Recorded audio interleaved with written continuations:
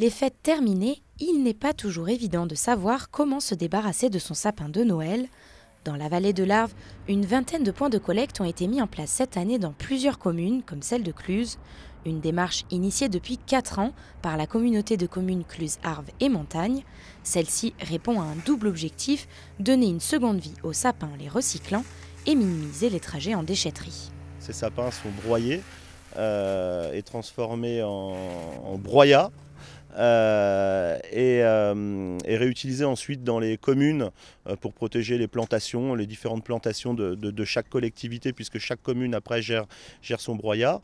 Et ensuite il y a un aspect économique, puisque c'est des déchets qui sont traités directement sur place, qui ne passent pas par la déchetterie, qui ne prennent pas le transport une première fois pour aller en déchetterie et le transport une deuxième fois pour aller sur le site de Périgné où les déchets verts sont traités. Pour la revalorisation des conifères, c'est l'association locale Alvéole qui se charge de les broyer plusieurs fois par semaine, comme ce mardi après-midi au Parvis des Essers à Cluses.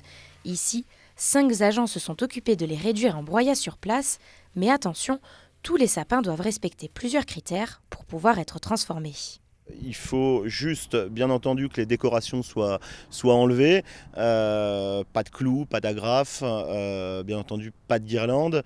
Et précision importante, les sapins avec de la neige, de la fausse neige dessus sont bien entendu logiquement pas pris, pas récupérés en tout cas. Parfois, certains sapins ne remplissent pas toutes les conditions, mais peuvent quand même être revalorisés. Les équipes doivent donc s'adapter pour éviter de perdre le moins de matière possible. Souvent, les gens, pour les fixer, peuvent être amenés en fait, à visser des clous dedans ou à mettre des vis. Et quand ils les amènent pour les déposer, ils ne sont pas forcément nettoyés à ce moment-là. Dans ce cas, c'est à nous de le faire et pour ça, on est équipé. On a des tronçonneuses et on vient simplement couper le pied pour gérer ce problème-là. En moyenne, les agents ont mis environ 2 heures pour broyer la collecte du matin. Et si les chiffres de la récolte ne sont pas encore définitifs, le bilan semble déjà en hausse par rapport à l'année dernière selon l'intercommunalité.